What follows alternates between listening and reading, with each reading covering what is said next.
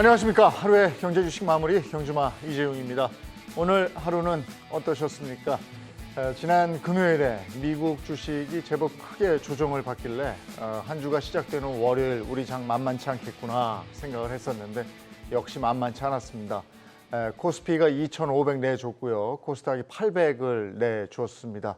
힘들게 새로운 일주일의 시작 월요일 장을 마무리했습니다. 이럴 때 어떻게 해야 될지 차근차근 한번 짚어보도록 하겠습니다. 세 분의 전문가와 함께합니다. 어서 오세요. 안녕하세요. 네, 먼저 데일리 이슈부터 시작을 해보겠습니다. 오늘 원달러 환율 보셨습니까? 1,340원을 넘었었습니다. 정말 많이 오르고 있습니다. 2009년 4월 이후에 최대 상승폭이다 이러는데 시장 충격이 어느 정도입니까? 예, 13년 한 4개월 네, 만에 그렇습니다. 가장 높은 폭으로 올라갔는데요. 사실 저는 시장의 충격은 생각보다 적다라고 생각합니다. 그 이유가 왜 그러냐면 통상적으로 이렇게 환율이 많이 오르는 구간대는 외화 예금의 규모가 줄어드는 게 통상적이거든요. 네. 환율이 충분히 오를 만큼 올랐다라고 해서 자신들이 보유하고 있는 달러를 내다 팔아서 환차익을 실현하는 게 통상적인 움직임이었습니다. 네. 그런데 지난 7월 달에 어떤 일이 있었냐면 국내 외화 예금의 규모가 33억 달러 더 증액이 됐어요. 네. 이 얘기는 무슨 얘기냐면 앞으로 환율이 더 오를 것에 많은 사람들이 베팅했다는 겁니다. 오히려 달러로 더 많은 걸 쟁여놨다라는 것이거든요. 네. 그래서 이번에 사상 최고 13년 4개월 만에 환율이 올라갔던 것에서 많은 시장의 주체들이 일정 부분 대비하고 있었던 것이 아닌가라고 생각해서 수치상에서는 충격이었지만 시장에서는 그래도 일찌감치 예측한 상황이다 이렇게 말씀드립니다. 지금 여기 환율이 1,345원 이렇게 갔는데 다른 때는 이유가 있었어요. 뭐 닷컴 버블, 외환 위기, 그죠? 그리고 또 뭐 리먼 사태 다 이유가 있었는데 이번에 뭡니까? 말씀하신 대로 1,350원 이상 갔을 때가 보면 이제 리만 네. 사태 때 네. 다시 금융 위기가 있었고 지금은 조금 상황이 조금 다르다 볼 수도 있는데 물론 해석에 따라 좀 다릅니다만은 환율의 변동성이 한 열흘 전부터 움직였던 것 같습니다. 8월 10일 전후부터 보게 되면 이제 달러 인덱스도 한 105 정도에서 지금 108까지 왔고요. 이제 다시 한 글쎄 2008년 이후로 거의 14년 만에 1대1 유로가 깨질 위기에 놓여 있습니다. 네. 지금 오늘 실시간 기준으로 1달러당 1.002 유로니까 거의 뭐 이 페리티는 깨질 수밖에 없는데 네. 그러면 출발점으로 놓고 봤을 때는 어떻게 보게 되면 저는 사실 그렇게 봤어요. 이 유럽발 천연가스 이슈가 어떻게 보게 되면 촉매를 좀 했지 않나. 그러니까 물론 출발이 어디냐에 따라 좀 볼 수 있을 것 같은데 복합적입니다. 그래서 천연가스의 급등 자체가 어떻게 보게 되면 유로존 경기 위축을 가져왔고 그것 자체가 다시 한번 독일의 국채도 최근에 급등을 했거든요. 네.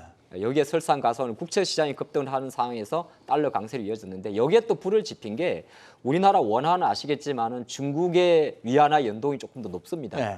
근데 중국이 오늘도 LPR을 인하를 했습니다만은 사실 일주일 전에 먼저 MLF를 인하했었거든요. 네. 그러다 보니까 다시 위안화 같은 경우도 6.75 위안에서 6.84 위안까지. 그래서 전체적으로는 지금 원화 환율 자체가 어떻게 보게 되면 뭐 한국의 펀더멘탈이 나빠서라기보다는 이 환율의 상대적 변동성에 의한 급등이기 때문에 생각보다 우리 교수님 말씀하신 것처럼 시장이 받아들인 이슈 자체는 현재로서는 조금 낮았지 않나 네. 그래 보면 좋을 것 같습니다. 근데 오늘 우리 장의 이런 조정 이것도 환율에 영향을 받는 겁니까?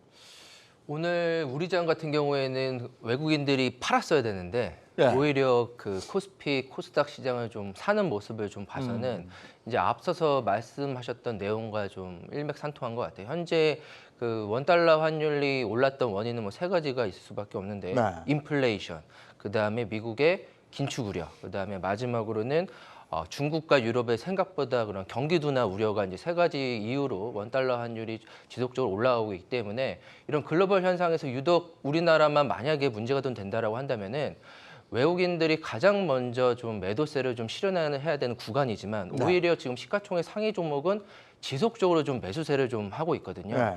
그렇다라고 한다면은 향후에 대한 그런 경기 전망에 대해서는 어느 정도 주가가 조금은 좀 반영됐다는 것을 좀 보여주는 것이 아닌가라고 좀 생각을 하고 있습니다. 오늘 기관은 왜 이렇게 판 겁니까?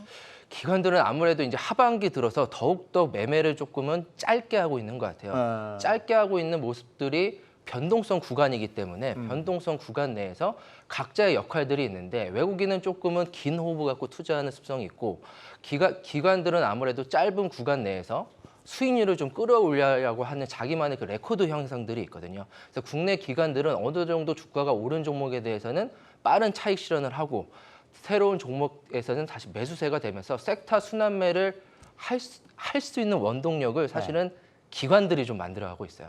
기관은 어지럽게. 실적을 내야 되니까 그렇고. 그렇죠. 기관들은 네. 좀 실적을 내야 되는 어쩔 수 없는 숙명들이 있기 때문에 이런 원달러 환율이든가 경기 불안성에서는 매도세가 좀 나올 수밖에 없을 것 같습니다. 미국은 지금 어떤 상황인지 모르겠어요. 이렇게 강달러가 지속되는 게 미국한테 좋은 겁니까? 이걸 원하고 있는 겁니까? 원하고 있는 것 같고요. 어. 지금 미국 입장에서는 강달러가 지속될 네. 경우 지금 선거를 앞두고 가장 큰 서민들, 어떻게 보면 유권자들이죠. 네. 유권자들의 골칫거리 하나가 해소되는 게 있는데 바로 인플레이션입니다. 강달러가 유지되고 있었을 때 미국은 많은 공산품과 일부 원자재의 경우 역시 네. 외국에서 수급을 받는데 그런 것들을 인하할 수 있는 강력한 효과가 되기 때문에 그런 차원에서 어찌 보면 신흥국 시장의 금융시장의 불안전성을 담보하면서 본인들의 인플레이션을 잡고 있는 거 아닌가, 저는 이런 볼멘 소리도 같이 해봅니다. 근데 이런 상황이 지속되면 신흥국 쪽에서 우리나라도 전에 IMF를 겪었잖아요. 이런 나라가 또 나올 것 같아서요.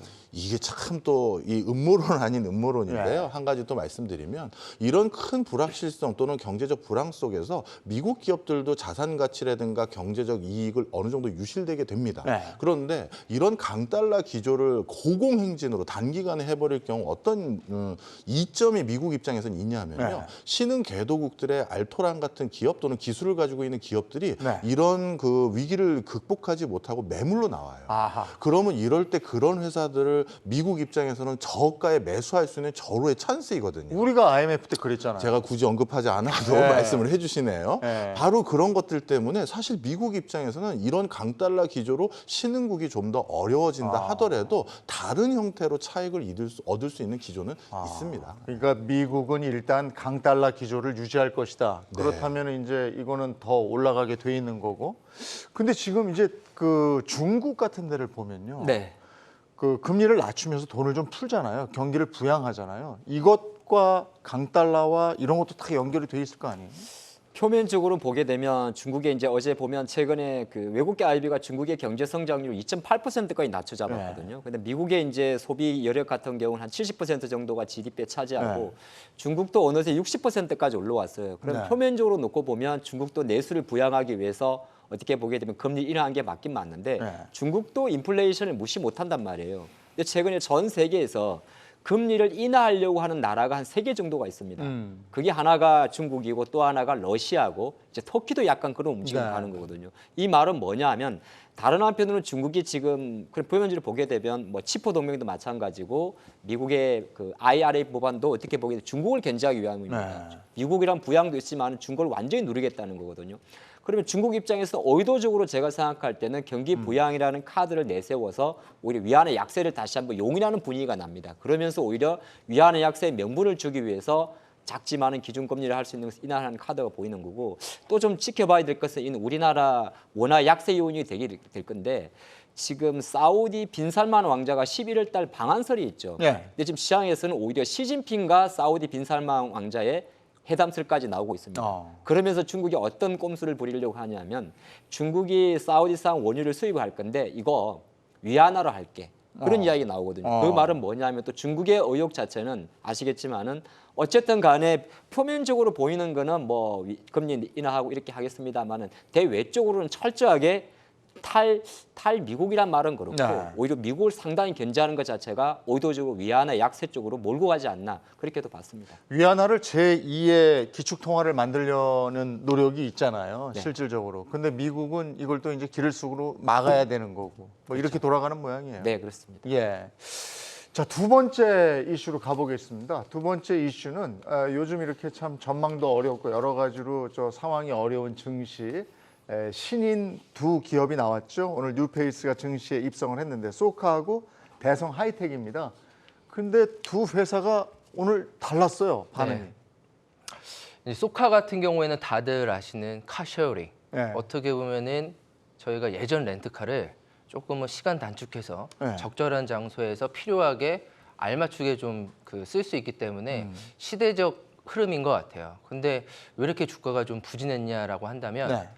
경쟁자들이 이제 생각보다는 어떻게 보면 좀 많다라고 할 수 있을 것 같아요. 이동 수단이라는 게 저희가 할 수 있는 이동 수단이 호출형, 뭐 택시가 될 수 있고요, 뭐 대리도 될 수가 있고, 그다음에 소카 같은 쉐어링도 될 수가 있는데 네. 그거에 뭐 카카오라든가, 그다음에 티맵 모빌리티라든 국내 사업자들이 어느 정도에 대한 그 확고한 위치를 갖고 있는 사업을 이제 영위를 하는 건데, 이 증시가 이제 새로운 재료로 이제 상장하기 위해서는 성장성이라는 게 있어야 되는데, 성장하는 거는 좀 알겠으나 네. 성장하는 속도에 대해서는 조금은 의구심이 있는 것 같아요. 아무래도 국내 산업을 하는 파일을 갖고 있는 회사다 보니까 이 카쉐어링에 대해서 아직까지는 내가 갖고 있는 차에 대한 소유 의혹이 그렇죠. 네. 상당히 많은데, 이거를 좀 바로 내기는 좀 그렇고, 지금 현재 뭐 인플레이션이나 물가 고공행진을 갖고 있는데 이 비용을 따로 좀 쓴다는 것들은 현재까지 주가에 대한 밸류에이션에 좀 찾아가는 역할을 지금은 소카가 하는 거지, 이 소카가 이제 사업성이 아예 없다라고는 평가를 받지는 않는 거거든요. 그래서 지금 현재 뭐 1조라는 몸값 자체가 이익 대비해서는 금리 인상 시기에 조금은 좀 비싼 게 아닌가. 과했다. 예, 그래서 네. 좀 주가가 좀 빠졌지만 향후에 좀 장기적인 성장성에서는 의심할 여지는 좀 없을 것 같다. 소카가 공모가도 낮추고 뭐 이러지 않았습니까? 조정하고 이러지 않았었습니까? 예, 그 개별 기업에 대한 평가는 해주셨으니까 네. 공모주에 대한 구조적인 네, 요인을 네. 좀 설명을 해드릴게요. 예전에 벌써 한 7, 8년 된 것 같은데 동료 연구자들하고 IPO 국내의 어떤 흐름에 대해서 분석을 한 연구에 참여한 적이 있었었는데요. 그때 이제 구조적인 요인을 우리 개인 투자자들, 우리 경주마 시청자분들은 개인 투자자들이 많으니까 좀 말씀을 드리면, 네. 증권사 입장에서는 초대형 우량주의 IPO를 준비해 주는 것과 코스닥에 상장할 만한 중소, 중견 기업들을 IPO 준비를 해줬을 때 품이 똑같이 듭니다. 네. 금융 당국에 제출해야 될 서류 양식이라는 건 사실 거의 대동소이하거든요. 그런데 증권사 입장에서는 이 똑같은 일을 어떻게 보면 대동소이한 일을 하는 과정에서 더 큰 이득을 실현할 수 있는 건 당연히 초우량주를 공모 대행했었을 때 큰 이득을 얻잖아요. 비싼 공모가로 띄우면 맞습니다. 네. 그러다 보니까 우리가 익히 소비재로서 아니면 익히 들었을 때 아는 기업들이 상장했었을 땐 많은 증권사들이 저희에게 맡겨주십시오라고 하면서 저희에게 맡겨주시면 공모가를 얼마까지 올려드릴 수 있습니다라는 경쟁들이 있어요.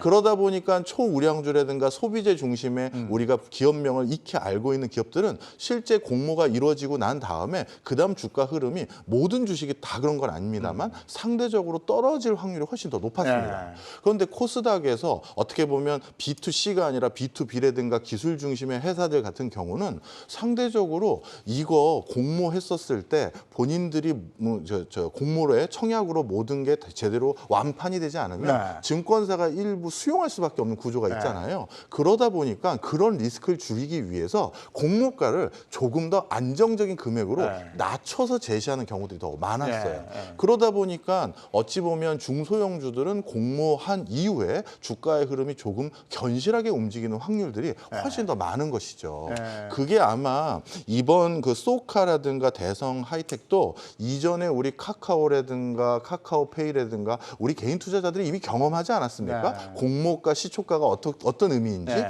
그런 것들이 좀 반영된 심리 요인도 같이 들어가지 않았나 생각이 듭니다. 그래서 소카 같은 경우도 공모가가 이거보다 더 높다가 이게 차분히 조정을 한 낮췄는데 거죠. 근데 그럼에도 불구하고 이거 네. 공모가를 정할 땐 어디하고 비교해서 정해요? 소카 같은 데가 비교할 때가 있었나요? 지금 몸값을 낮춘 게 거의 뭐 SK 렌트카나 렌트카 쪽에 맞췄습니다. 렌트카하고 비교한 거예요. 네, 왜냐하면 이걸 사실 우버, 미국 글로벌 우버 같은 기업에 맞춰버리니까 바로 증권사에서 퇴출 맞거든요. 왜냐하면 이제 저도 한두 번 가끔 이용은 해봤는데 우리나라 소카 같은 경우는 사실 정말 렌트카는 내가 빌린 데서 다시 갖다 줘야 되잖아요. 네. 근데 소카 같은 또 시간제 단위로 이용할 수가 있으니까 실제로 많이 이용을 하긴 합니다. 하긴 하는데 시장 자체가 이제 국내라는 게 좀 있고 또 하나가 이게 차량 공유를 한 것도 종국에는 뭐 우버 같은 기업을 많이 생각을 하게 되면 이게 숙박 시설까지 같이 연계가 되거든요. 근데 거기까지는 치고 가지 못하다 보니까 비교할 수 있는 상대 어떤 가치 자체가 어떻게 보면 국내 렌터카 업체 어떻게 보면 국내에서는 사실 렌터카로 해석을 해보는 거죠. 거기에 이제 몸값 좀 내려갔고 또 하나가 아시겠지만은 내수만으로 성장하기에는 좀 한계점이 있었던 것 같습니다. 그래서 이제 소카가 어떻게 보게 되면 업소하고 상장을 한 건데 이거는 이렇게 보시면 돼요. 아까 우리 교수님께서 좋은 말씀하셨는데 내가 기업 분석하는 데는 한계가 있잖아요. 근데 희망 공모가보다 만약 기업의 확정 공모가가 낮다든지 기관 경쟁률이 낮다고 하면 차치하고 기관들의 사랑을 받지 못한 겁니다. 네, 네. 항상 신규 공모주들은 네. 보통 기관 경쟁률에 따라서 희망 공모가와 상단이 결정되거든요. 근데 희망 공모가가 이게 원래 34,000원, 45,000원 하다가 네. 28,000원이면 일단 상장하고 보자는 으로 해석을 해버리기 때문에 역으로 해석하게 되면 시장에서는 에이 소가 성장성 별로 없는데 이렇게 볼 수 있고 좀 재미난 게 아마 우리 사주 한 건 나왔더라고요. 아 저는 저게 놀랐어요. 아니 아니 직원들마저 우리 사주 청약을 하는데 한 명이 청약을 하는 게 이게 도대체 소카 경영진님들은 직원분한테 희망을 주시는 겁니까? 못 주시는 겁니까? 아 저는 저거 깜짝 놀랐습니다. 저도 오탄 줄 알았어요. 아니 근데 왜 그러냐면 카카오뱅크나 SK 바이오사이언스나 하이브는 100%였잖아요. 네. 아니 물론 현재 주가만 놓고 보면 이제 카뱅 주가나 그 주주분들은 울상이긴 한데. 울상이긴 한데 어쨌든 그때 100%였어요. 아니 저는 저도 똑같아요. 저거 보고 깜짝 놀랐어요. 얼마나 임직원한테 장밋빛 미래를 못 줬으면 한 번만 청약을 하십니까? 저게 어떻게 보면 소카의 현재를 보여줬지 않나 봤습니다. 그러니까 이게 예견된 건데 이제 소카 얘기는 좀 이 정도로 하고 또 하나가 이제 청약이 됐는데 이번에 이제 공모를 했는데 이건 잘 됐잖아요, 그죠? 이게 저긴가요? 저 무슨 종목이었죠? 대성 하이텍입니다. 네, 어떤 업종이죠? 대성 하이텍 같은 경우에는 이제 초정밀 부품을 제조하는 그 어떻게 보면 그 예전에 선반, 밀링, 뭐 깎는 기계를 만드는 거에서 네. 이제 뭐 스위스턴 자동 선반, 뭐 네. 컴팩트 머시닝 센터 등 이런 것들은 이제 수출 매출 비중이 좀 늘어난다고 해가지고 대성 하이텍이 가장 크게 오늘 그 이슈가 됐었는데. 네. 이게 보면은 글로벌적으로 매출처랑 매출 기업들이 상당히 좀 다양합니다. 왜냐하면은 다양한 산업, 한마디로 뭐 기계 산업에 가장 좀 예전에는 좀 많이 필요했고요. 지금 같은 경우에는 뭐 2차 전지라든가 뭐 반도체라든가 초정밀로 가다 보니까 뭐 임플란트, 의료 산업으로 이제 전이가 됨으로써 니치 마켓 시장에 가장 크게 좀 핵심적인 그러니까 글로벌 뭐 4사가 시장의 좀 80%를 차지할 수 있을 만큼 독점적인 그런 기술을 갖고 있는 그런 그 산업이다 보니까 시장에서는 상당히 좀 호평을 받았던 걸로 좀 보이고 오늘 주가는 좀 상당폭 크게 좀 올랐다라고 좀 보시면 될 것 같습니다. 일반 청약 경쟁률이 1000대 1이었어요. 네. 그러니까 이게 IPO 시장이 우리가 얼어붙었다 이렇게 얘기를 하더라도 이게 그 종목별로 다른 거더라고요. 네네. 그러니까 이게 전체가 얼어붙은 건 아닌 거죠. 예, 맞습니다. 저 대성 하이텍 같은 경우 최근 가장 각광받고 있는 분야인 2차 전지 관련주로 분류되기도 합니다.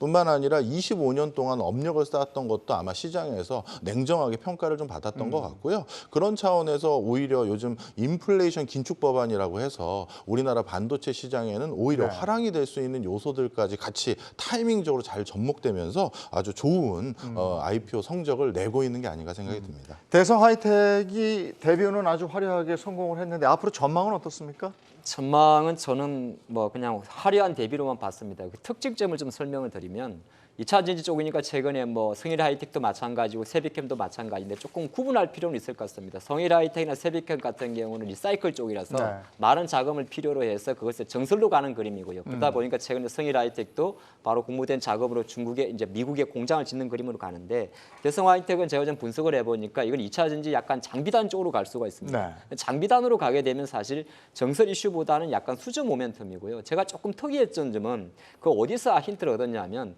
보통 내가 회사를 정말 키울 생각이 있으면은 구주 매출 안 합니다.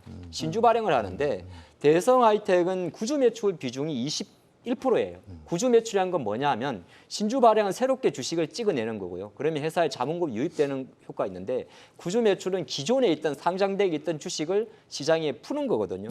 그런 관점에서 사실 구주 매출 비중이 높다고 이야기할 때는 일정 부분 시장의 어떤 성장성에 대해서 디스카운트 요인이 되게 됩니다. 그래서 회사가 워낙 좋기 때문에 상장 자체는 성공을 했습니다만은 제가 투자하는 관점에서는 일단 락은 물량도 너무 없어요.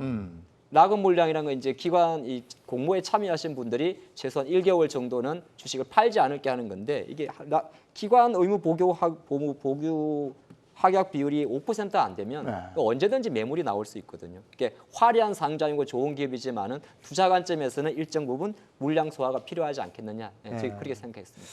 자, IPO까지 이슈에서 한번 정리를 해봤고요. 이번에는 오늘이 에너지 날인 걸 알고 계십니까? 네, 에너지 관련해서 얘기를 좀 나눠보도록 하겠습니다.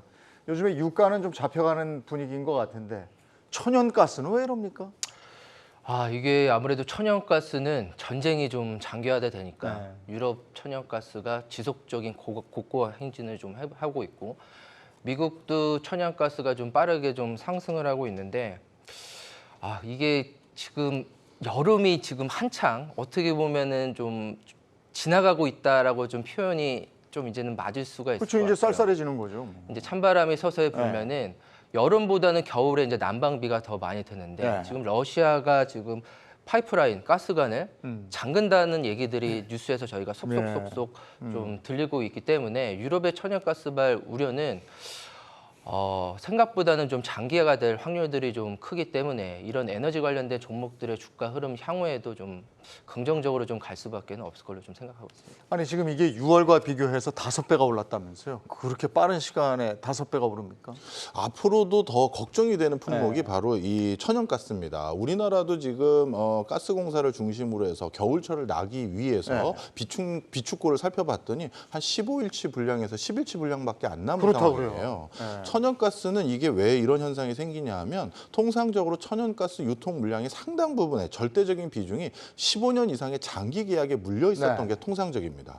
그리고 계절적인 수요라든가 아니면 경기 상황에서 추가적으로 조금 더 필요한 분량만 LNG선을 바탕으로 벌충해서 수급받는 게 일반적인 관례였는데요. 그런데 전 세계에서 가장 절대적인 비중으로 천연가스를 공급하는 러시아 거를 밸브를 잠가버리니까 갑자기 이렇게 대규모 공급선이 차단되니 어디서 구할 수가 없어서 지금 천연가스는 겨울이 다가오면 다가올수록 더욱더 가격 인상의 요인이 더 많은 상황이고요. 그 천연가스 같은 경우는 공산품이 아니거든요. 원자재 또는 어떻게 보면 지하자원이라고 볼 수 있기 때문에 단기간에 갑자기 어디서 이걸 더 쉽게 조달하고 싶다고 해서 공산품처럼 뚝딱 찍어낼 수 있는 것이 아닙니다. 그런 심리적인 불안 요인까지 금융시장에 반영된다면 앞으로 천연가스 가격은 어디까지 더 올라갈지 걱정이에요. 아까 이제 천연가스 수송 파이프를 막겠다 뭐 이런 얘기도 했는데 지금 실제로 3일 정도 노르트 스트림을 막겠다. 이건 무기화하겠다는 얘기 아닙니까? 이게 러시아에서 독일로 가는 천연가스 관인 거죠? 네, 맞습니다. 네. 네. 푸틴이 은근히 수도꼭지 잠그듯이 풀었다가 닫았다가. 이걸 3일 동안 막아버리면 겨울에 만약에 이런 일이 생겨버린다면 네, 그러니까 이번 주가 처서거든요. 이제 경주마에서 또 계절 이야기 처음 하네요. 이제 가을에 시작을 알리는 건데 이게 이제 유럽으로 가게 되면 더 이제 심각해지게 되는 거고. 그래서 시장에서도 지금 뭐 약간 테마성으로 종목이 움직인 걸 떠나가지고 오히려 유럽발 천연가스의 어떤 가격 상승 자체가 다시 한번 시장에서 좀 내려져 있던 인플레이션 우려를 자극한다는 겁니다.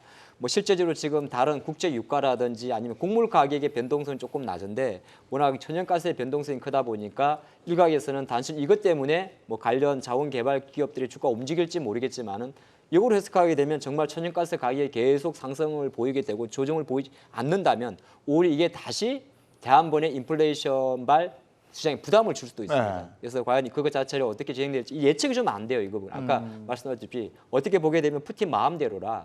그러다 보니까 유럽에서 어떤 이야기가 나오니 일각에서는 그런 이야기도 했어요. 그럼 천연가스 이러니까 빨리 또 뭐 원자력이라든지 이런 것 좀 빨리 해야 되지 않느냐. 근데 그게 아까 말씀한 공산품이 아니기 때문에 원전한다고 갑자기 그렇죠. 뭐 찍어낼 수가 있는 게 찍어낼 수 있는 게 아니기 때문에 우리가 이제 정치를 바라보는 관점에서는 이건 사실 천연가스 가격이 지금 어차피 신고가이기 때문에 어디가 고점이다 말하기는 조금 모호할 것 같고 이 변동성 자체가 시장 전체적으로는 부담 요인으로 작용할 것은 맞지 않나 그렇게 보는 게 좋을 것 같습니다. 이 천연가스 가격이 높아지니까 또 원자재 수출입을 맡고 있는 종합상사 주가가 들썩여요. 뭐 포스코 인터내셔널, LX 인터내셔널 오늘도 주가가 상당히 좋았습니다. 올해 네. 각 사들이 영업이익이 1조 원을 좀 기록을 할 것이다라는 네. 증권사 리포트들이 나오는데 아무래도 포스코 인터내셔널 같은 경우는 미얀마 이제 가스전의 실적이 급등한 영향들이 좀 컸고요. LX 인터내셔널은 뭐 인도네시아, 호주 등지의 그런 석탄과 관련된 네. 그런 그 공장에 대해 투자했던 그런 지분 가치에 대한 내용들이 좀 지속적으로 나오고 있는데 석탄에 대한 발전 양도 좀 늘어날 수밖에 없고 네. 그다음에 천연가스에 대한 가격과 수요도 증가될 수밖에 없기 때문에 종합상사에 대한 주가들은 원달러 환율 그 이익까지도 좀 취하는 모습이기 때문에 네. 향후의 흐름은 뭐 상당히 좀 긍정적으로 하반기에도 좀 갈 확률이 좀 클 걸로 생각하고 있습니다. 포스코 인터내셔널 말씀하셨는데 포스코 에너지하고 합병 네. 이것 때문에 지금 계속 오르는 거죠? 예, 맞습니다. 워낙 지금 포스코 인터내셔널 그러면 천연가스에서 얻는 매출 비중이 과반 이상이에요. 특히 미얀마에 있는 차오프 항만 앞에 있는 대규모 천연가스 개발 사업 같은 경우는 유럽에 있는 천연가스 개발 업체들이 모두 다 포기했었을 네. 때 포스코 인터내셔널이 이걸 개발에 성공하면서 어찌 보면 그쪽 지역에 있는 천연가스 개발 권한을 가지고 있는 회사거든요. 그런 회사들이 다른 포스코 에너지라든가 이런 회사와 합병을 한다라니 당연히 미래적인 가치로 주목을 받는 부분이 하나 더 있고요. 네. 그다음에 인플레 긴축 법안에 있어서도 포스코가 주목할 회사로 분류되고 있는 것 같습니다. 시장에서는. 특히 이제 중국산 2차 전지 소재나 부품을 이용하지 못하는 상황에서 포스코가 앞으로 2차 전지 관련한 부품 관련한 공장 증설을 이미 기정사실화하고 있는 과정에서 이런 것까지도 시장에서 긍정적으로 바라보고 있는 게 아닌가 생각이 듭니다. 저는 이렇게 해서 천연가스가 이렇게 유럽으로 안 들어가면요. 네. 우리 전기장판 이런 거 있잖아요. 그리고 왜 우리 추울 때 집 실내 안에다가 방한 텐트 있어요. 네네 그렇죠. 이런 업체들 상장돼 있는 거 없나? 뭐 장판을 물어보셨으니까 저는 거기에 대해서 지금 되게 좋은 아이디어인데 네. 우리는 자식 문화잖아요. 아, 우리는 거긴 그게 아니고. 마루 문화고 제가 알기로 유럽 쪽은 침대도 뭐 신발 벗고 자는 네. 그건 조금 좋은 생각이 나는데 장판을 조금 이렇게 평상으로 만들면 모르 제가 꼭 2% 부족합니다. 아닙니다. 근데 어차피 장판은 침대에 깔면 되기 때문에. 그렇지, 그렇지. 근데 사실 아까 뭐 우스갯소리로 이야기를 합니다만은 되게 좋은 아이디어 같아요. 그러니까 방안 관련 이게 지금 우리가 주식은 항상 이렇게 나쁘게 보면 다 나쁜 거잖아요. 네, 어디- 상황은 안 좋죠. 상황은 안 좋습니다만 아까 우리가 그런 이야기 하지 않습니까? 어쨌든 간에 네. 이 천연가스의 가격 급등 때문에 다시 한번 신재생 에너지라든지 이런 뭐 대체 에너지 관련주를 네. 찾아보는 거 마찬가지로 우리 또 조금 더 넓게 봤을 때는 아무 장판이란 예를 좀 가볍게 들긴 들었습니다만 네. 충분히 그런 아이디어는 생길 수 있지 않나 봤습니다. 예. 그래서 이런 지금 에너지 위기 때 네, 우리가 알맞은 주식을 또 찾으면 찾아지는 거잖아요. 그죠? 그런 차원에서 아까 말씀을 드렸는데. 네, 오늘 비료주들이 아, 상당히 비료가. 좀 강세였습니다. 이제 비료의 원료가 이제 요소고 요새의 원료가 또 암모니아인데 아, 암모니아 원료는 이제 천연가스랑 보통 이제 석탄으로 좀 만들다 보니까 천연가스랑 석탄 가격이 지금 고공행진을 할 걸로 좀 예상이 되고 있는 상황에서 네. 오늘 비료주들이 상당히 좀 올랐고요. 때 아닌 또 이제 전 세계적인 물난리, 아. 가뭄에 대한 영향들도 이제 복합적으로 좀 해서 이런 비료주, 사료주들이 오늘 좀 장에서 좀 네. 급등했었던 이유가 되지 않았나라고 좀 생각을 하고 있습니다. 지금 가뭄 얘기 나왔으니까 역대급 가뭄이더라고요. 진짜 저수지 물이 쫙쫙 갈라져 있는 모습을 봤는데 양쯔강하고 라인강이 싹 다 말랐다 이래요. 예, 지금 사실 전 세계적으로 저 주요 국가들 간에 네. 물 분쟁이 심화되고 있어서 유엔 또는 각 지역의 국제기구에 물 분쟁을 중재해 주십시오라는 안건이 여기저기 상정되어 있는 아. 상황입니다. 네. 대표적으로 이제 양쯔강뿐만 아니라 중국의 주요 하천들 같은 경우는 인접 국가와의 분쟁의 소지로까지 지금 불거지고 있는 상황인데요. 네. 대표적으로 하나 말씀드리면 우리가 동남아시아를 대표하는 강 그러면 메콩강을 떠올리시지만 예, 예. 사실 메콩강의 전체 유역의 길이를 보면 중국을 지나는 유역이 절반 이상이 됩니다. 아, 그렇군요. 메콩강은 티벳에서 발원해서 동남아시아 5-6개국 지난 다음에 남중국해를 빠져나가는 유역인데요. 네. 그런데 지난 한 20여 년 기간 동안 중국이 경제 발전에 필요한 전력 수급을 축적을 위해서 메콩강 상류에 크고 작은 댐 다 합치면 한 20개 가까이를 건립했거든요. 그러다 보니까 하류 지역에 있는 동남아시아 국가들은 때 아닌 물 부족을 경험하게 된 바 있습니다. 예. 그런 과정에서 코로나19 터지면서 추가적으로 댐을 더 건설할 유인이 생겼는데 바로 탄소 제로 사회 구현입니다. 이런 탄소 제로 사회를 구현하는 데 있어서 풍력, 태양광 못지않게 토목공사를 기반으로 한 수력 발전 역시도 탄소 제로 사회를 구현하기가 용이하거든요. 그러다 보니까 중국에서는 지난 양회에서 메콩강 상류에 또 댐을 추가적으로 증설할 계획을 대규모로 발표하다 보니까 이렇게 또 지금 이런 대규모 가뭄까지 예측되는 상황에서 담수 기능을 확보하기 위해서 댐을 더 증설하게 되는데요. 네. 아마 지금 뭐 라인강이나 양쯔강, 이 라인강도 국제 하천이거든요. 네. 이런 다국적 하천 같은 경우는 향후에 각 국가마다 댐 건설이나 저수지, 보호 등을 증설해서 자국 내에 물을 확보하기 위한 암투라고 해야 될까요? 분쟁 이런 것들이 점점 더 유발될 것을 예고하는 일이 아닌가 이렇게 생각됩니다. 아니 중국이 가물어서 그 중국 쪽에 있는 자동차 공장하고 2차 전지 공장이 올스톱 됐다는 얘기 들었거든요. 완전히 뭐 공장들이 다 마비됐다면서요. 감으로써 이제 수력 발전 그리고 이제 전력이 부족하기 때문에 공장을 가동 준행할 수밖에 없고 아까 라인강 이야기 말씀하셨으니까 원자력도 문제입니다. 원자력 같은 경우는 또 냉각수가 필요하지 않습니까? 아 그게 또 없군요. 그렇죠. 냉각수가 필요한데 냉각수를 이제 보통 해수 냉각수를 쓸 때도 있고 육수를 쓸 수도 있는데 해수 같은 경우 했으면 온도가 올라오게 되면 그 냉각기를 멈출 수가 없어요.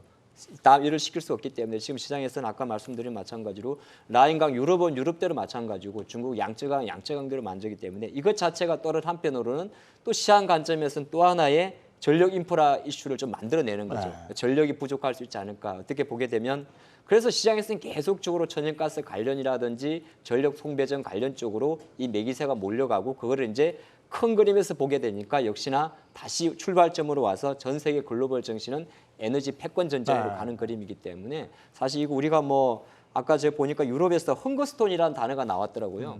돌에다가 뭘 새긴다고 해요. 저도 아까 사진을 좀 봤는데 그렇게 영어 표현이 나온다고 합니다.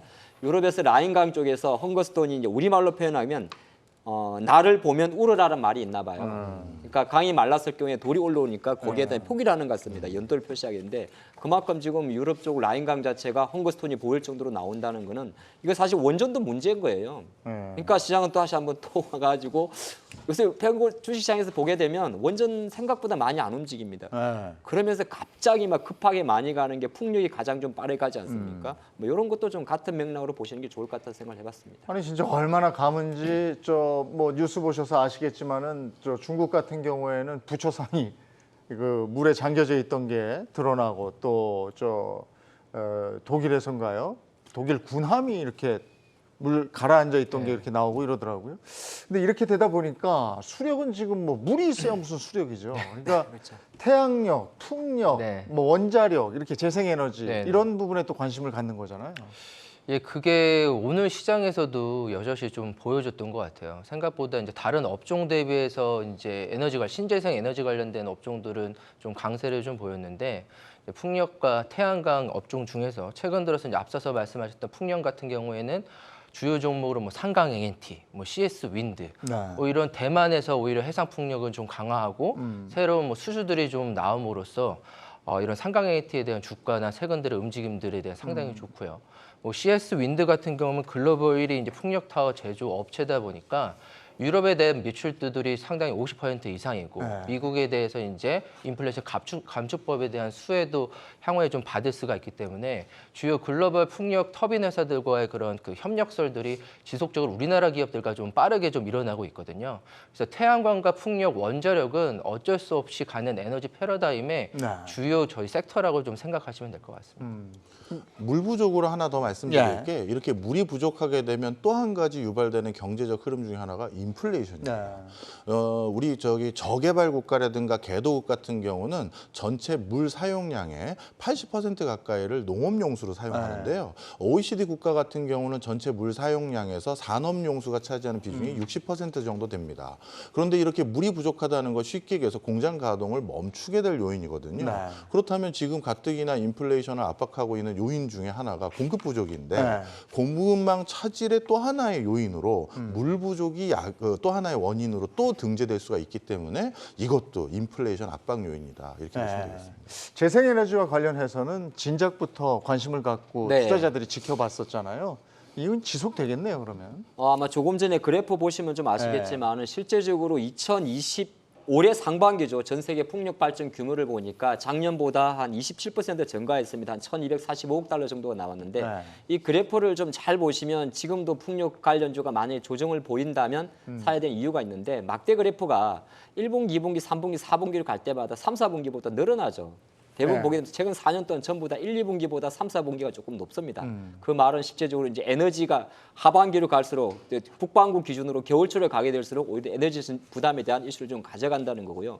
또 하나가 최근에 즉 그래프에서 보는 설명 중에 하나가 보게 되면 가장 압도적으로 많이 성장한 것이 사실 해상풍력 부분입니다. 네. 해상풍력 부분의 발전 성비 자체가 육상보다 그러니까 상대적으로는 아직도 짙은 녹색이 더 높으니까 육상풍력이 많긴 많은데 성장 속도로 놓고 봤을 때는 해상풍력의 잠재력이 되게 높아진다는 거죠. 왜냐하면 이제 우리가 말하는 윈드타워를 지상에 이렇게 건립하는 거하고 바다에 세웠을 때 그 바람 색이라든지 바람 밀도가 다른 거거든요. 네. 물론 이제 그 설치하는 비용이라든지 이런 것 자체가 육상이 조금 해상보다 쉽기 때문에 많이 전체 판매 대수는 그러니까 설치 대수는 육상이 많겠습니다만은 미국이 보통 이제 동부 쪽으로 계속 좀 미국 동부니까 유럽에서 서쪽이 되겠죠. 그쪽으로 계속 올해부터 계속 발전 동향을 넓히기 때문에 우리 투자 관점에서는 북미 쪽에 해상 풍력 관련 비즈니스를 하는 뭐 삼강이라든지 CS 윈드라든지 이런 기업들은 좀 많이 올라서 지금 뭐 당장 따라붙긴 그러겠습니다만은 트렌드 관점에서는 계속적으로 해상 풍력 쪽이 앞으로 커져갈 수 있는 비즈니스라는 걸 좀 생각하시면 좋을 것 같습니다. 네.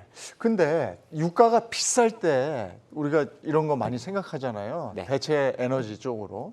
근데 유가가 어느 정도 안정이 되면 유가와 관련돼서 그동안 침체돼 있던 주가들이 다시 올라가지 않겠습니까? 네. 그런 건 뭐가 있겠습니까? 아무래도 유가에 대한 가장 호재는 네. 항공주들이 좀 항공. 될 수밖에 네, 없죠. 항공주들이 항공유가 차지하는 전체적인 영업이익에서 한 25%가 30%가 영업비용이 좀 차지하다 보니까 유가가 지금 WTI 기준으로 네. 120달러에서 지금 90달러로 좀 떨어졌기 때문에 네. 약 25%, 30% 정도에 대한 새로운 네. 어떻게 보면 이익 국면들이 좀 꾸준하게 좀 안정성 있는 측면들이 좀 생길 수가 있을 것 같은데 네.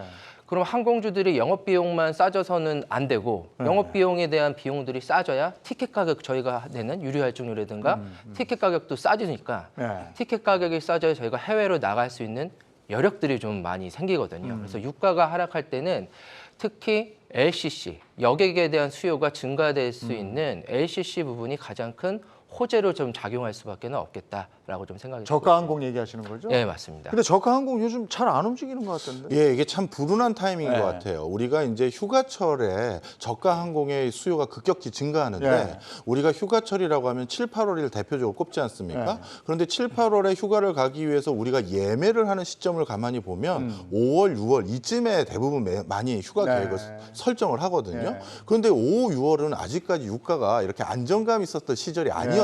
그렇죠. 그러다 보니까 실제 티켓팅을 했었을 때는 굉장히 야, 이 돈을 주고 태국을 간다니 예전에 유럽을 갔었는데 네, 네. 이런 볼멘 소리 하시는 분들이 많아지면서 이렇게 LCC 이용이 생각보다는 크게 붐업을 이루지 못했던 그런 것들 때문에 주가가 좀 주춤한 것이 아닌가 생각됩니다.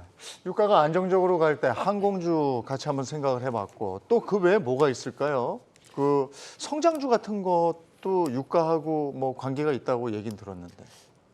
관련이 없는 건 아닌데 이제 유가가 지금 뭐 안정적이 그렇죠. WTI 기준으로 100달러 밑에 있으니까. 네. 근데 아마 유가는 조금 제가 생각할 때는 수요단 이슈라는 건 어떻게 보면 성장률에 대한 이슈인데 성장률에 대한 이슈 자체가 하반기까지 그렇게 급하게 개선되지 않는다면 네. 유가는 일정 부분 하반 경쟁이 보일 것 같아요. 네. 그 관점을 좀 말씀드리겠고 LCC 조금 더 저도 생각하는 바를 말씀드리면 네.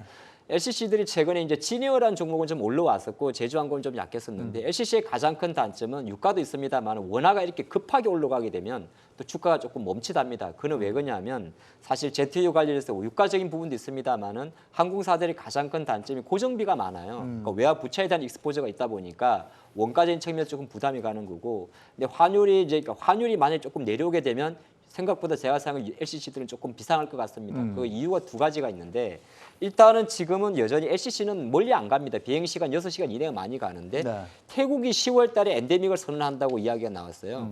그 엔데믹을 선언하는 것 자체가 우리처럼 이제 뭐 외부에서 마스크를 오프하고 다니는 거죠. 그리고 또 하나가 최근 제가 알기로 7, 8월 달에 싱가포르 항공권을 편도 기준으로 한 25만 원 정도 팔았었는데 네. 지금 9월 달 정도 넘어가게 되면 유료 할증료를 반 정도 내린다고 합니다. 그러니까 LCC들은 유료 할증료에 되게 민감한데 이 유료 할증료의 변동성이 대부분 유가와 직결되거든요. 네. 제티유니까. 그런 관점에서는 지금 원화 환율의 약세 때문에 LCC 주가들의 주가가 조금 멈춤되고 있습니다만은 오히려 유가적인 측면에서는 조금 긍정적이지 않나 그렇게 봤습니다. 네. 그러면 계속해서 항공주들은 네. 관심을 가져올 만하다는 거죠. 네, 맞습니다. 예. 최근에 LCC들이 생각보다 어느 정도 코로나는 좀 끝나가고 있는 것 같은데 그 주가가 생각보다는 좀 못 갔던 이유 중에 하나가 LCC들이 또 유상증자하는 거 아니야? 돈 빌리는 거 아니야? 예. 그게 이제 가장 큰 시장의 좀 우려였던 것 같고요. 네. 그래서 뭐 제주항공도 뭐 공시적인 내용을 발표를 했고요. 아직까지 확정된 내용은 없다라고 향후에 뭐 자금 조달은 하겠으나 그런 측면들이 있는데 앞서서 뭐 태국의 엔데믹을 성향하고 최근에 뭐 프리미어 리그나 뭐 유럽이나 미국은 완전히 거의 사실은 끝났거든요. 네. 엔데믹 끝나기 때문에 저는 올해는 대부분 가족 단위로는 못 가더라도 네.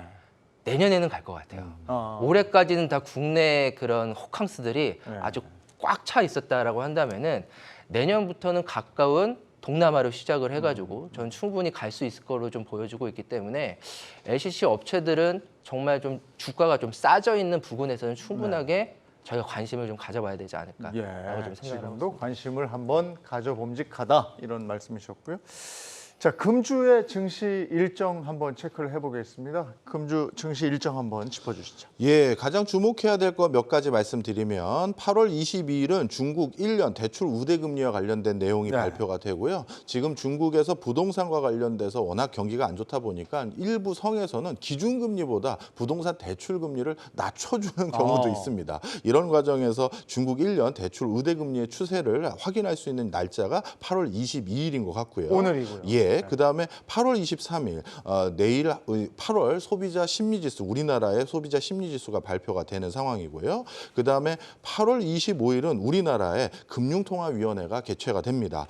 향후 금리 전망을 또 집계할 수 있는 기회가 되겠죠. 네, 요거 하나씩 짚어보도록 하겠습니다. 지금 8월 우리나라 수출입 관련 지표 이미 발표가 됐는데 계속 적자예요. 이 적자 폭이 늘어나고 있는데 중국의 영향이겠죠. 네, 오늘 발표가 나왔는데 수출은 증가폭이 대략적으로 뭐 334억 달러 정도, 8월 이제 1일부터 20일까지인데 한 3% 정도 증가에 그쳤는데 오히려 수입 같은 경우는 436억 달러 정도로 오히려 증가폭 자체가 20% 이상 능가했습니다. 그러다 보니까 이제 수출에서 수입을 차감한 8월달 무역 수지는 그래프 한번 보시면 처참합니다. 아, 그러네요. 102억 달러까지 적자가 난 거죠. 네. 그러다 보니까 이제 여기서 가장 그러면 주요 품목이 뭐였느냐?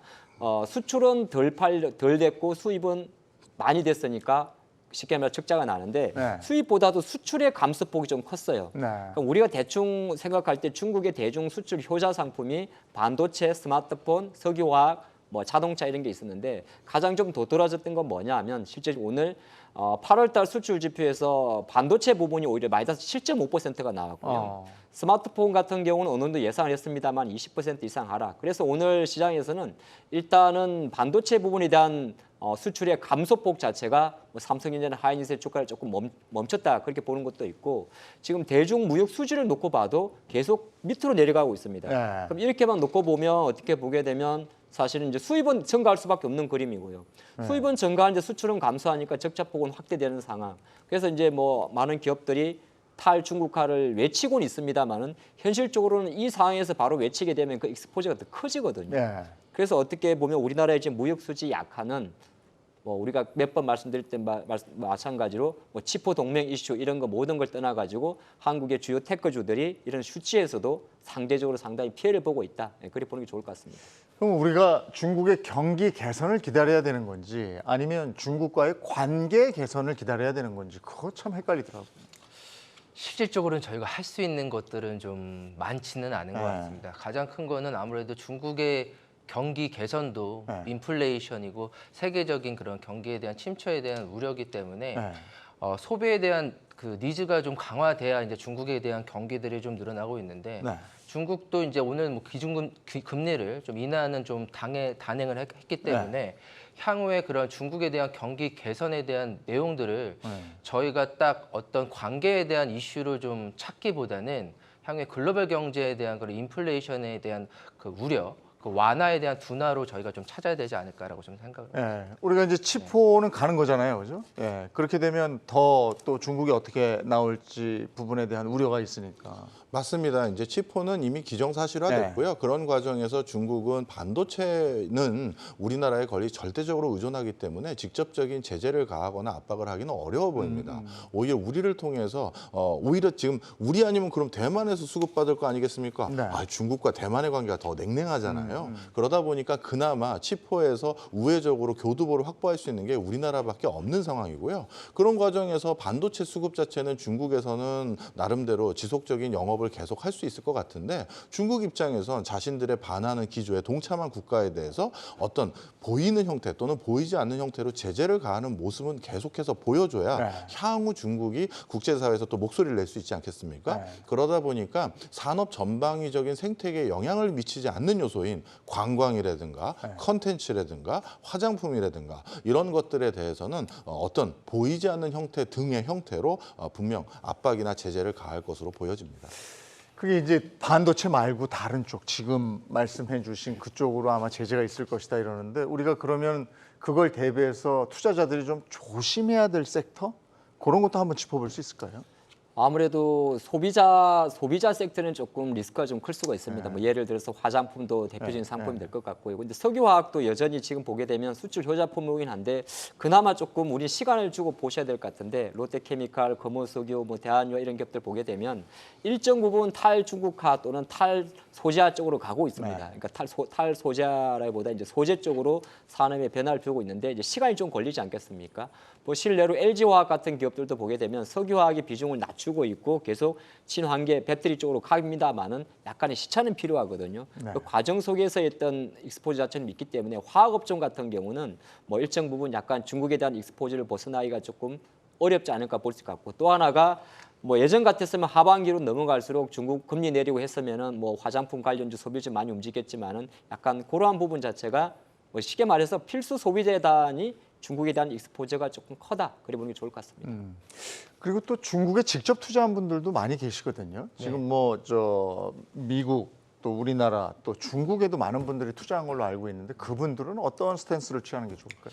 지금 중국 상해종합지수가 사실은 좀 막혀 있습니다. 네. 어떤 움직임도 좀 보여주고 있지는 않은데 중국 정부에서는 경기를 좀 부양시키기 위해서 유동성을 좀 풀고 있기 때문에 향후에 대한 그런 중국 증시, 중국에 대한 직접 투자한 분들의 전망은 저는 그렇게 꼭 어렵게 보지는 좀 않고는 있어요.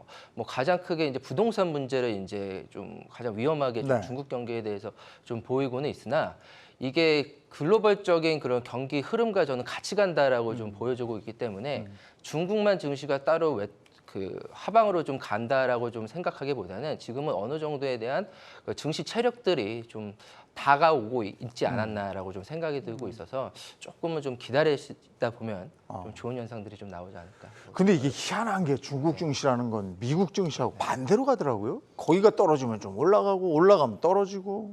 근데 저는 참 안타깝게도 그 흐름을 잘 못하는 개인 투자자 중에 하나라서 근데 뭐 의도한 거는 아니겠죠. 중국 증시라든가 미국 증시라는 게 어떤 꼭 반대 방향으로 꼭 갔던 적이 있는 것은 아니고요. 경기가 한참 좋았을 때는 동조화 현상도 높았던 부분들이 많기 때문에 이번에 구간들은 어찌 보면 미국과 중국의 환율 변화에서도 이 흐름을 볼 수가 있는데 아까 우리 앞서서 서두에 환율 요인 말씀 나눌 때도 얘기를 드렸는데요. 치포나 이런 미국이 본격적으로 전 세계 밸류체인에서 중국을 배제하기 시작하면서 위안화 가치에 대해서 시장에서 더욱더 저평가하는 기조가 많아졌고요. 그런 과정에서 중국 입장에서도 외부에서 추가적인 수출 항로를 모색하기 어려운 상황에서 내수 경제라도 어떻게든 부양을 해서 이 고비를 넘기기 위해서 금리 인하라든가 경기 부양의 어떤 모멘텀을 계속하다 보니까 이 환율적인 부분에서도 더욱더 변동이 큰 것 같습니다. 그런 것 때문에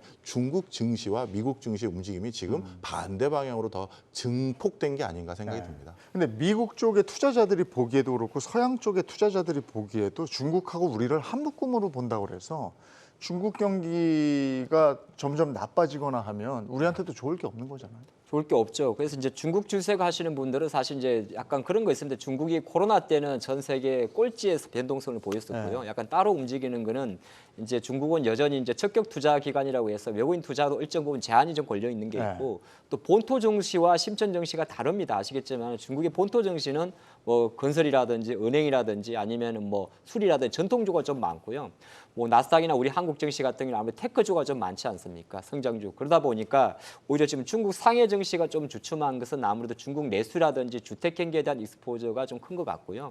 또 심천이나 이런 기술주들이 약한 건 아시겠습니다만 중국의 또 테크주 따라 규제하기, 또 미국과 이슈 이런 게 있기 때문에 중국 정시를 바라보면서 우리 장을 바라보기에는 조금 디커플링이 심할 것 같고 서두에 말씀드린 마찬가지로 지금 중국의 금리 인하 카드가 나온다는 것 자체는 다른 한편으로는 중국의 경제가 상당히 심각하다는 것 쪽으로 보신다면 오히려 예전에는 중국의 금리 인하는 한국 증시 급등 사유였습니다만은 작금의 상황에서는 중국의 금리 인하가 오히려 그 글로벌 경제 위축을 좀 나타내기 때문에 약간의 반대적인 관점에서 보시는 게 좋을 것 같습니다. 예. 마지막으로 잭슨홀 미팅에 많은 관심들이 있는데 이거 한번 짚어볼까요? 예, 지금 아무래도 목요일, 금요일 날 이제 가장 큰 이슈가 좀 될 수 있을 걸로 좀 보고 있는데 50bp를 인상하냐, 75bp를 인상하냐. 아마 인플레 지속 여부가 가장 큰 위협으로 될 걸로 좀 보이고 있고 긴축에 대한 속도는 어느 정도는 좀 지속성이 될 수 있을 것 같아요. 그래서 어느 정도의 그런 경기 침체는 가볍게는 지나갈 걸로 예상을 하고 연준에서도 보폭을 조금은 줄이지는 않고 한 50bp 이상에서는 좀 인상을 하지 않을까라고 앞으로 좀 생각을 하고 있습니다. 네. 우리 당장 25일 날 금통위 금리 이거는 어떻게 예측하세요? 예, 뭐 한은에서 어느 정도 예고를 했는데요. 단계적으로 25bp 수준으로 지속적으로 인상할 생각이 있다 정도로 피력을 했었고 지난번처럼 2단계 가까운 그런 단기간에 급등하는 금리 인상보다는 25bp를 기준으로 향후에 계속 미국과의 금리 추세 그리고 국내 경제 추세를 보면서 금리는 올리겠다라는 발언들을 이미 한 상태입니다. 올리긴 올리되 그렇게 큰 충격은 주지 않겠다. 이런 정도의 기조인 거죠. 맞습니다. 네, 알겠습니다. 주식을 알아가면서 참 공부가 필요하구나 하는 생각 경주마 진행하면서 늘 해보게 됩니다. 이제는 이상 기후 기상까지도 챙겨봐야 이 주식을 또 우리가 한 눈으로 볼 수가 있는 그런 거네요. 저희 경주마 함께 하시면서 주식 공부 충실히 해보시기 바랍니다. 내일 뵙겠습니다. 고맙습니다.